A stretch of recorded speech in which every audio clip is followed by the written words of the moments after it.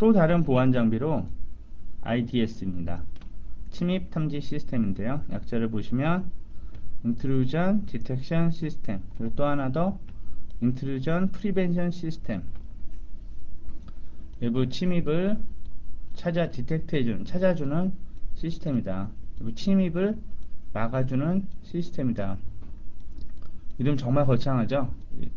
요거들을 참 다 해줄 수 있으면 정말 다들 걱정을 안 하시고 IP 네트워크를 사용하실 수 있으실 텐데요. 이 두 가지 장비는 실제 운영에는 아직 문제가 많습니다. 한계가 분명히 있거든요. 그리고 첫째, 아직 개발된 지 그렇게 오래되지 않았던 장비들이고요. 실제로 성능에 좀 결함이 많기 때문에, 한계 때문에 아직도 많은 추후 개선이 필요한 장비들입니다. 아주 기본적인 개념에서 제한사항을 말씀드리면, 인트루전 디텍션, IDS 같은 경우 인트루전 디텍션 시스템이요, 침입 탐지죠. 침입 탐지라는 건 무슨 얘기죠? 여러분 집에 셀컴이나 뭐 KT 텔레카 이런 거 같은 경우 보면, 그게 작동이 되려면 어떻게 해야 되죠? 기본적으로 누가 침입을 해야 되죠. 불법적으로 침입을 해야 되는 거잖아요. 그렇기 때문에 본질적으로 공격의 사후 탐지용인 거기 때문에 예방이나 차단은 쉽지가 않습니다. 그리고 이거 같은 경우는 이제 딴 데서 공부를 하셔야 되는데, 다른 과목에서 더 본질적으로 더 깊은 내용을 공부하신 다음에야 이해하실 수 있는 내용인데, 서면 기반으로 작동이 되거든요. 시그너처 기반으로 작동이 되는데, 그렇기 때문에 변종 공격은 일반적으로 알려진 공격 말고요, 새롭게 만들어진 공격 방법에 대해서는 탐지할 수가 없습니다. 그래서 분명히 문제가 있죠. 그래서 생겨난 게 이제 IDS가 IDS 이거 되게 멋있는데 이거 써볼까? 근데 실제 썼더니 야, 그거 맨날 문제가 생기더라. 탐지의 제일 문제점은, 백신도 마찬가지죠. PC 백신도 마찬가지인데, 지금 제가 아무리 많은 돈을 주고 현재 존재하는 최고의 백신, 제일 비싼 서비스를 받아도 업데이트 안 하고 지금 상태에서 단 한 달만 지나면 별 볼 일 없죠. 한 달 사이에 새로운 게 많이 나오니까요. IDS도 마찬가지로 새로운 공격 방법으로 공격을 하면 말짱 못 막는 거였습니다. 그래서 이제 야, 안 되겠다. 맨날 지난 것만 막아서 뭐하냐? 못 들어오게 하자, 아예. 프리벤션 막아버리자. 이렇게 해서 나온 장비가 IPS거든요. IPS 같으면 정말 최근 장비입니다. 최근 뭐 한 1, 2년 사이에 이런 식으로 개발이 된 장비인데요. 아직도 IDS하고 크게 다르지 IDS하고 크게 다르지 않습니다. 오작동하는 경우가 너무 많거든요. 정상적인 사용인데도 IPS가 경보를 울린다든가 이런 식이 돼서 문제가 발생하기 때문에 아직은 좀 더 개선이 필요로 합니다. 그래서 지금까지 좀 두서없이 제가 보안에 대해서 한번 말씀드렸습니다. 제 생각 위주로 말씀을 드렸는데요. 첫 번째, 하위 계층에서는 물리적인 보안과 데이터 링크 계층의 보안, 즉 맥플러딩 문제나 ARP 스푸핑에 대해서 말씀을 드렸고요. 약간 더 상위 계층이나 실제 운용적인 문제에서는 방어벽이나 IDS, 침입 탐지 시스템에 대해서 말씀을 드렸습니다. 그리고 다시 한번 마지막으로 더 반복을 하면, 제일 중요한 것은 정책이다. 이거 계속해서 말씀드렸죠. 구체적으로 네트워크 보안과 관련해서 권고사항들 어떻게 해줘야지 안전하게 쓸 수 있는가, 아주 일반적인 얘기들입니다. 기술적인 얘기보다는 주변에서 쉽게 따라할 수 있고 쉽게 운용이 돼야 되는 그런 원칙들만을, 아주 큰 틀만을 말씀을 드리겠습니다. 첫 번째, 패스워드의 사용과 주기적인 변경. 사실 말은 참 쉽죠. 저도 이렇게 말을 하면서도 마음속으로 찔리는데, 여러분 이메일 패스워드 그렇게 자주 변경하세요? 이메일 패스워드 보통 4자리, 길어야 8자리 쓰시죠? 그것도 아주 기억하시기 쉬운 생일, 뭐 자기 남자친구나 여자친구 생일, 아니면 자동차 번호, 집 전화번호, 주민등록번호 뒷자리. 예전부터 많이 알려져 있던 점인데 지금도 마찬가지로 이렇게 됩니다. 저도 사실 제 메일 패스워드 최근 1년 사이에 바꿔본 적이 없는 것 같네요. 이건 뭐 인간의 그 사람의 버릇일 수도 있고, 패스워드가 복잡하면 자기도 잊어버리죠. 그렇기 때문에 좀 이제 문제가 발생이 되는데, 그리고 모든 사이트의 패스워드를 다 동일화. 저 같은 경우도 이제 거의 전체가 다 비슷한데 그런 식으로 쓰게 되죠. 그래서 개인적으로 패스워드, 뭐 웹사이트가 될 수도 있고요, PC에 접속하는 패스워드가 될 수도 있고요. 구체적으로 주기적인 변경이 필요하다. 뭐 아주 이상론이라고만 생각을 하시면 안 되고요. 개인에 대해서는 어쩔 수 없다. 그래도 회사와 관련된, 엔터프라이즈와 관련돼서는 제가 다른 팁을 말씀을 드리면, 신용카드처럼 생겨가지고 시간 제한이 있는 패스워드가 있습니다. 그러니까 즉 계산기처럼 되어 있어갖고 중간에 모듈이 탑재가 되어 있는 거죠. 그래서 지금 시간을 입력을 하면 그 시간에 맞는 패스워드를 주는 장비들이, 장비라기보다는 그냥 어떤 기계죠. 아주 간단한 기계인데 이런 기계도 있고요. 중요한 회사 네트워크에 대해서는 회사 이 어떤 시스템에 대해서 이런 식으로, 이거 같은 경우는 보다 쉽게, 얘가 여러분들 요즘 뭐 네이버 같은 사이트 아니면 여러 가지 사이트에서 패스워드 잊어버리면 핸드폰 번호 입력하고 자기 주민등록번호, 자기 뭐 이름과 핸드폰 번호 입력하면 그 핸드폰으로 패스워드 보내주는 거 있죠. 근데 그 패스워드는 시간 제한이 있죠. 몇 월 며칠 몇 시부터 어느 정도만 사용할 수 있다. 템퍼러리 패스워드, 즉 그런 식의 제한이 있는 패스워드를 사용해야 된다. 그게 제일 첫 번째 그 권고 사항이고요. 그리고 패스워드 자체도 어저께 제가 말씀드린, 어제가 아니 자꾸 어제라고 말씀드리네요. 그 지난 장에서 말씀드린, 만약에 시스코라고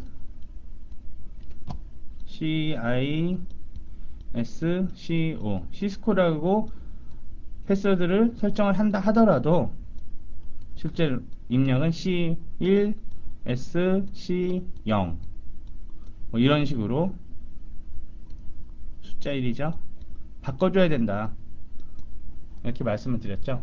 즉 보안 관련해서 제일 많이 나오는 얘기는 영어 사전에 있는 패스워드는 안 된다. 의미가 있는 단어라면 안 된다. 의미가 없는 단어라야 된다. 그게 첫 번째 권고사항입니다. 개인도 중요하지만 특히 기업, 회사 네트워크에서 필수라니까 기억하시고요. 두 번째, 요즘은 바이러스가 워낙 발전을 했습니다. 옛날엔 단순히 그 PC 한 대만 못 쓰게 되는 거죠. 그러면 그냥 자기 탓하고, 그래 내가 잘못했으니까.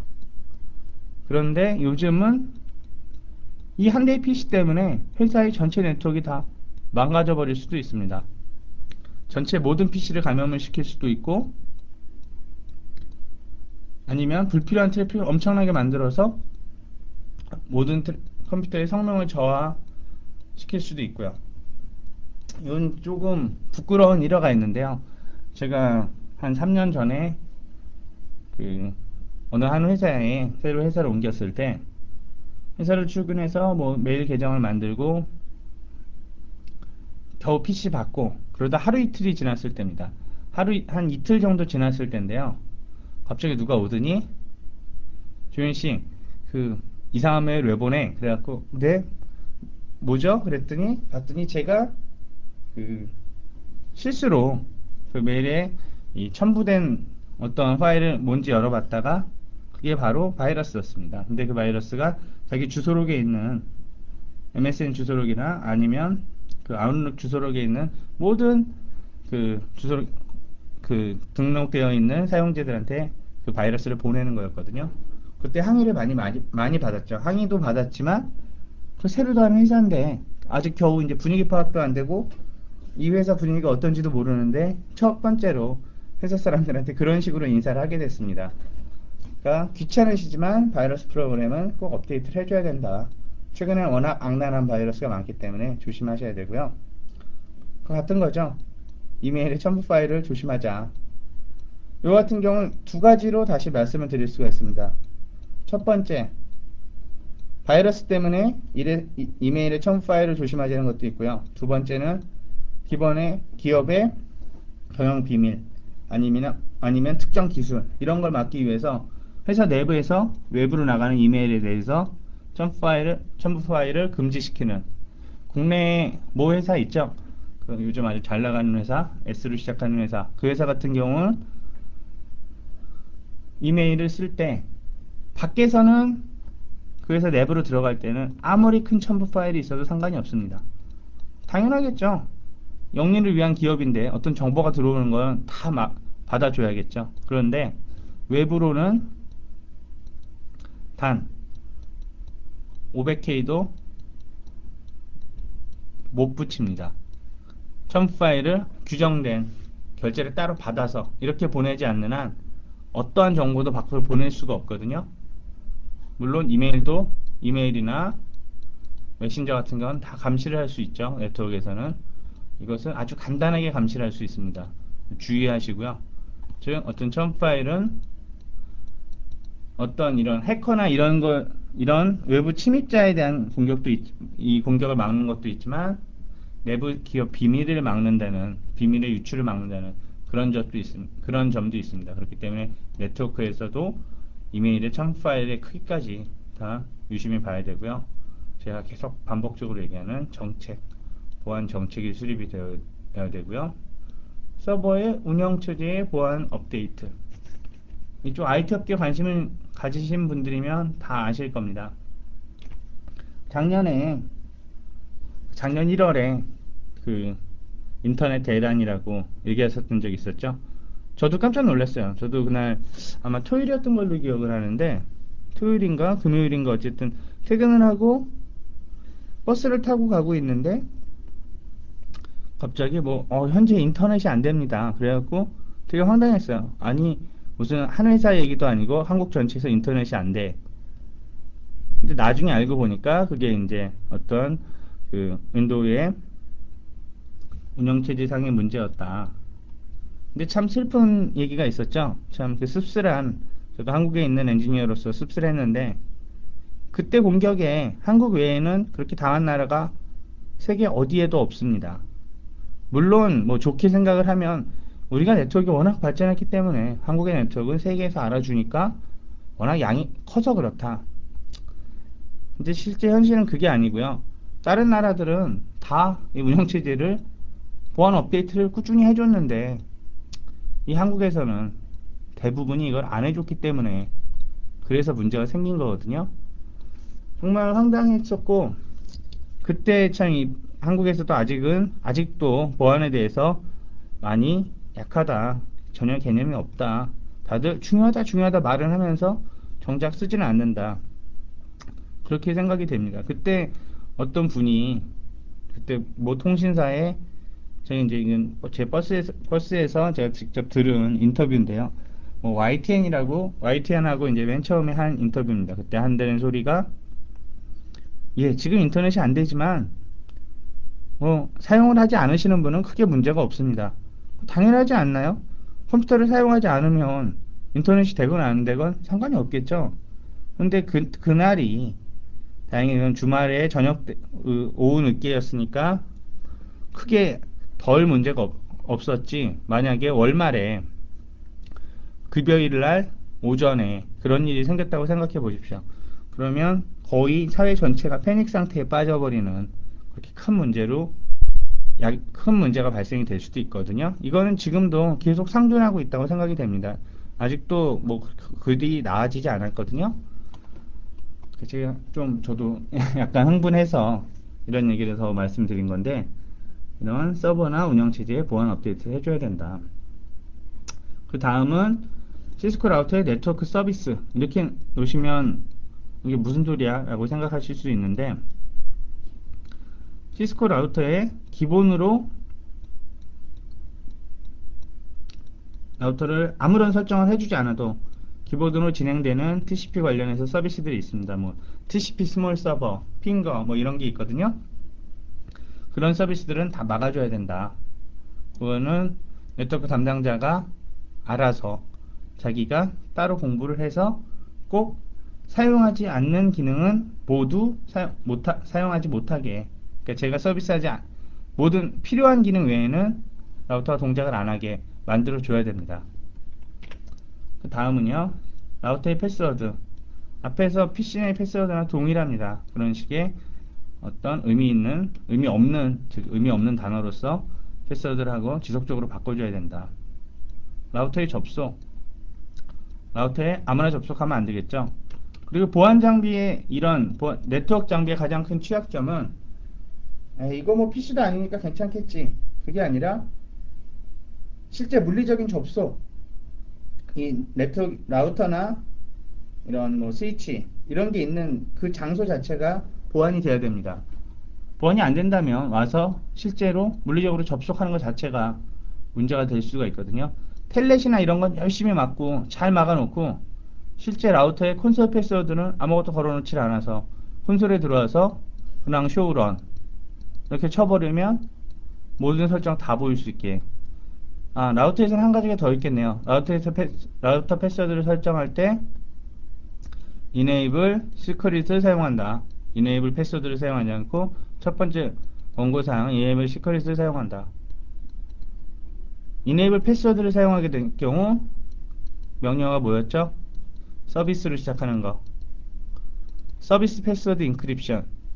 그 옵션을 그 명령어를 꼭 사용해서 실제 아무나 패스워드를 모르게 해줘야 된다. 아주 간단합니다. 이 서비스 패스워드 인크립션 이 명령어 하나 썼다고 라우터의 성능 저하 전혀 없거든요. 물론 일부 라우터의 기능 중에서 ACL 같은 경우에 지금 다음 챕터에서 다음 장이죠. 다음 섹션에서 말씀드릴 ACL 같은 경우에는 쓰게 되면 성능 저하 때문에 가끔 이거 써야 되는 건 아는데 성능 때문에 안 되겠다. 우리 지금 성능이 급하다. 이럴 때는 뭐 잠시 풀 수도 있지만 이런 기능들은 아무리 사용해도 성능 저하 없습니다. 그러니까 꼭 사용되어야 한다는 점 주의하시고요. 라우터의 로깅. 요 같은 경우는 어떤 추후 방법이죠.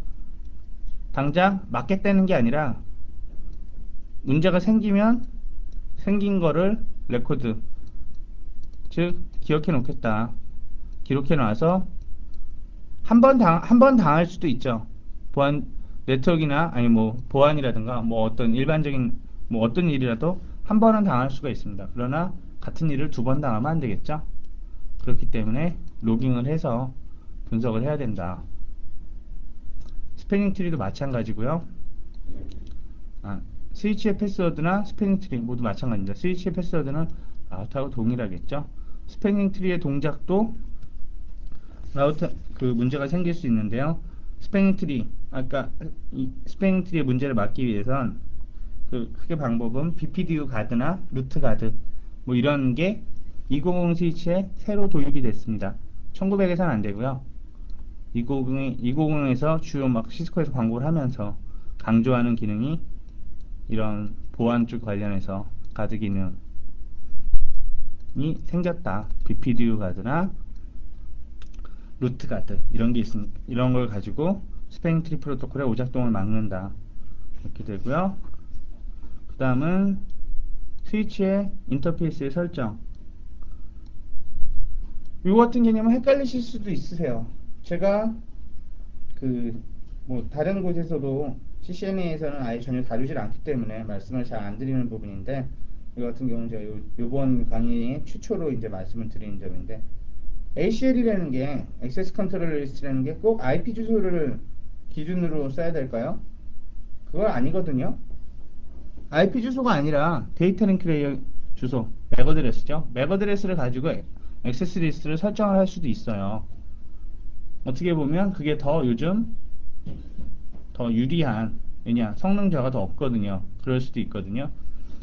그렇기 때문에 이제 ACL이라는 것 자체를 IP 개념이 아니라 맥에서 막아버리자. 더 하위 단계에서 철저하게 막아버리자. 이 기능이 있습니다. 이럴 때는 스위치에다가 설정을 해야겠죠. 그래서 스위치 인터페이스에 액세스 컨트롤 리스트를 설정해라. 이거는 중요는 하지만 아직 내용이 어렵기 때문에 이런 게 있다. 단순히 ACL 하면 다 IP를 막는 거 이렇게 생각하지 말아라 하는 차원에서 제가 집어넣었습니다. AP와 인증키의 설정. AP가 뭘까요? 액세스 포인트죠. 무선에 대해서는 지금 제가 거의 얘기를 안 했습니다. 무선에 대해서는 뭐 범위에 안 들어오기 때문에 그랬는데, 무선은 요즘 정말 흔히 쓰일 겁니다. 요즘 스타벅스에 가셔도 그 인터넷 사용할 수 있죠. 그리고 테헤란로 같은 거, 서울의 테헤란로나 아니면 뭐 종로나 이런 데 가시고 노트북 켜보시면 그냥 다 됩니다. 인터넷. 왜냐? 한국 워낙 좁죠. 좁은 나라에서 워낙 저 AP가 촘촘하게 다 박혀 있기 때문에 사무실마다 AP를 쓰거나 이렇게 되면 무선 인터넷이 거의 전체 유선처럼 전체를 깔아버리게 되거든요. 지역 전체를 이제 커버가 되는데, 아직도 상당수의 회사들이 개념 없이 그냥 이건 사다 꽂으면 무선 된대. 특히 이제 아이텔 안 쓰는 회사들은 더 그게 크겠죠. 그냥 무선을 그냥 쓰는 겁니다. 자기들이 쓰는 건 좋은데, 그렇게 되면 아무나 무선의 범위가 있죠. AP 같으면 AP 하나가 커버할 수 있는 범위가 있습니다. 범위 안에 있는 지나가는 사람들까지도 아무 데서나 여기서 PC 키면 이 네트워크에 접속을 할 수 있게 되는 거거든요. 이걸 막아주기 위해서 인증키, AP에다가 인증키를 설치를 해주면 서로 패스워드를 아는 사용자만이 쓸 수 있다는 거. 요거 꼭 설정을 무선 네트워크를 무선에는 사용하게 되면 인증키를 꼭 써야 된다는 거. 그 점을 잊지 말아 주시기 바랍니다. 실제로는 잘 되면 좋죠. 그런 나쁜 목적이 아니고 나 인터넷 좀 그냥 쓰자, 그러면 좋지만 보안상 분명히 큰 허점으로 작용을 하게 됩니다. 앞장에서 살펴본 ACL의 구체적인 동작 과정을 다른 그림으로 한번 설명해 봤습니다. 이 그림을 설명드리는 이유는요, ACL은 기본적으로 어떤 단계라고 말씀을 드렸죠. 어떤 단계별로 조건이 있다. 그랬을 때 자기의 인풋 인터페이스로 트래픽이 들어왔다. 이렇게 가정을 하면 첫 번째 조건을 보고, 만약 첫 번째 조건을 통과했다. 그러면 바로 라우터 내부로 들어오게 되는 겁니다. 그리고 첫 번째 조건을 만약에 틀렸다. 첫 번째 조건에서 막아야 되는 거라고 판명이 됐다. 그럼 바로 드랍을 시켜버리거든요. 바로 폐기 처리해버리거든요. 그렇기 때문에 이 특징을 생각해보면, 만약에 지금 이 관이 우리 네트워크로 들어오는 전체 트래픽의 양을 나타내는 그런 관이다. 수도관이라고 생각하시면 되죠. 이거는 1장에 제가 흐름을 설명드릴 때 네트워크 수도나 전기로 비유해서 설명을 드렸었는데요. 어떤 트래픽이 계속 들어온다. 그런데 누가 우리 네트워크에 계속 매일 해킹을 하려 했는데,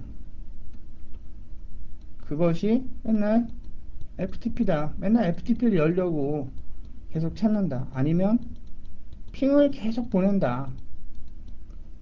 제일 빈번한 게 이거다. 그럼 어떨까요?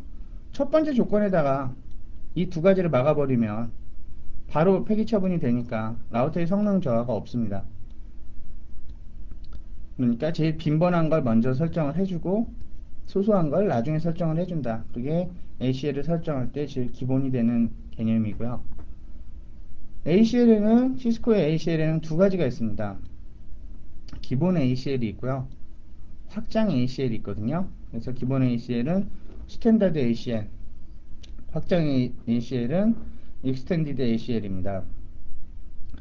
여기서 기본과 확장의 차이는, 기본 ACL은 이 라우터가 트래픽을 검사할 때 조건이 한 가지입니다. 즉 출발지의 주소를 기준으로 하고요. 확장 ACL의 경우에서는 기본적으로 주소라든가 출발지의 주소, 목적지의 주소, 출발지의 포트 번호, 목적지의 포트 번호, 뭐 프로토콜 타입, TCP의 흐름, 뭐 TOS, IP, 뭐 프리시던스 아주 여러 가지 조건을 줄 수가 있어요. 그래서 교재 421페이지를 보시면 되거든요. 그래서 교재에 있는 표 13-1 시스코 라우터의 ACL 번호라고 되어 있죠. 그 번호 ACL을 설정을 하실 때 이제 번호를 설정을 하셔야 되는데 그 번호의 범위를 보여줍니다. 그래서 스탠다드는 1번부터 99번 그리고 추가로 추가는 지금 그 구체적으로 써놓지 않았네요. 추가되는 번호도 있는데 그래서 기본 번호하고 확장 번호 확장 100번에서 199번 그것이 기본과 확장 ACL이다. 그거를 꼭 기억하시기 바랍니다. 이 번호들도 아주 기본적인 내용이니까요. 확인을 하시고 실제 더 많이 사용하게 되면 네임드 ACL 즉 ACL에다 이름을 붙여주는 거거든요. 요거는 제가 다음 장에서 설명을 할 때 그때 말씀을 드리겠습니다. 여기서 다시 한번 다루게 되죠. ACL은 기본 ACL은 1번부터 99번 확장 ACL은 100번부터 199번 이 더 많이 사용한다는 네임드 ACL 이것은 iOS 11.2 이상에서만 사용이 가능하다. IPX는 제가 집어넣었는데 지금 바뀐 CCNA 시험에서는 IPX 부분은 모두 빠졌습니다. 이 이유는 제가 예전에 한번 말씀드렸죠. IP가 올 IP 즉 모든 통신망은 IP와 통합이 되는 추세이기 때문에 IPX를 거의 사용하지 않기 때문에 이 부분은 굳이 기억을 하지 않으셔도 요걸 확실하게 기억을 하시거나 아니면 전체를 다 기억을 하셔도 좋겠죠. 어쨌든 이 번호에 따라서 AC의 기본인지 확장인지 알 수 있다는 점, 이 점을 주의하시기 바랍니다. 그리고 422쪽에 보시면 교재 422페이지에 LCL 설정 시의 주의사항을 제가 말씀을 드렸는데요.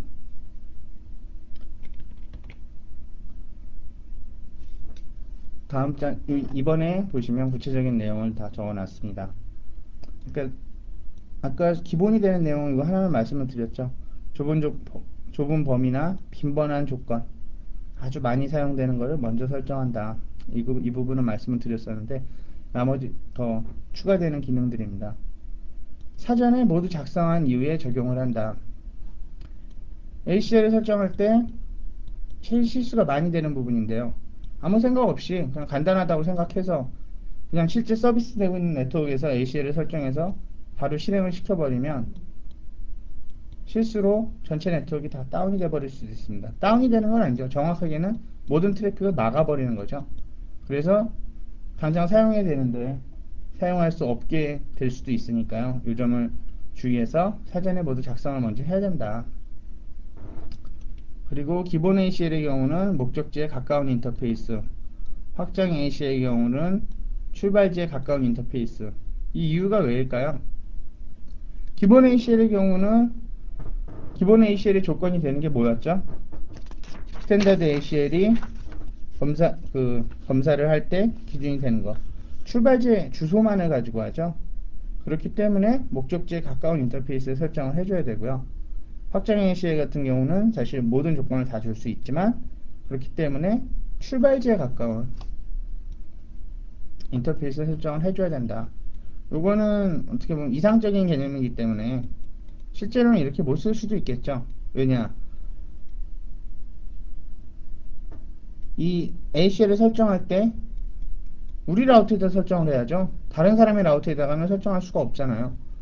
목적지에 가까운 인터페이스라고 해서 제일 좋은 목적지야 굳이 밖에 있는 ISP에 있는 라우터라고 생각을 하시겠지만 이렇게 되면 거기는 저희 마음대로 할 수가 없는 거잖아요. 그래서 어떻게 보면 약간 이상적인 내용이다. 그렇지만 이것도 자주 출제가 되니까 기억을 하시기 바랍니다. 그리고 이 부분도 처음 ACL 동작을 얘기할 때 마지막에는 조건을 안 주면 모든 트래픽을 다 막아버린다고 말씀드렸죠. 사전에 충분히 고려하고 테스트를 해야 된다. 첫 번째하고 맞습니다. 공통되는 내용이고요. 인터페이스에서 먼저 삭제하고 변경을 해야 된다. 요 얘기는 무슨 얘기냐면요.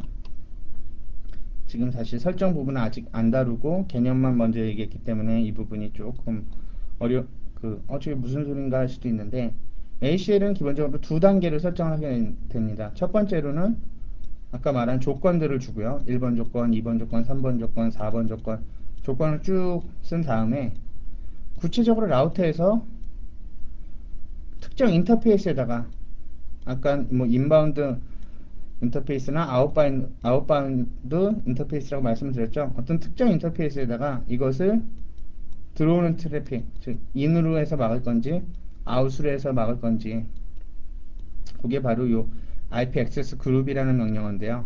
이걸 가지고 설정을 합니다.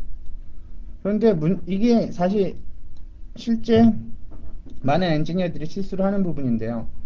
이건 그냥 놔두고 인터페이스에 설정되어 대로 놔두고요. 이 조건들을 다 없애버리면 어떻게 될까요? 이런 액세스 리스트가 없으니까 동작을 하겠죠. 근데 그 추후에 설정을 할 때 아무 생각 없이 그냥 액세스 리스트 1번 그리고 뭐 이런 식으로 맨날 사용하는 번호, 이건 버릇이니까요. 아니면 ACL 10번 뭐 이런 식으로 쭉 설정을 하는데 아직 설정이 끝나지도 않았는데 한 줄 설정하는 순간 어떻게 될까요? ACL의 마지막에는 deny all이 적용이 되어 있죠. 한 줄만 쓰면 그때부터는 당장 동작이 시작돼 버리는 겁니다. 왜냐? 인터페이스에는 이 명령어가 벌써 들어와 있기 때문에. 그렇기 때문에 꼭 이것을 먼저 삭제하고, 왜냐하면 ACL을 귀찮다는 이유로 이런 식으로 사전에 다 안 쓰고 그냥 그때그때 한 줄씩 추가하려거나 아니면 그냥 그 자리에서 바로 적용을 시키려는 경우가 참 빈번하거든요. 근데 그러면 안 되니까 꼭 먼저 이거부터 삭제를 하고 그 다음은 ACL을 설정하는 버릇을 들여야 된다. 이건 어떻게 보면 기본 버릇이 되니까요. 그 참 중요한 거죠.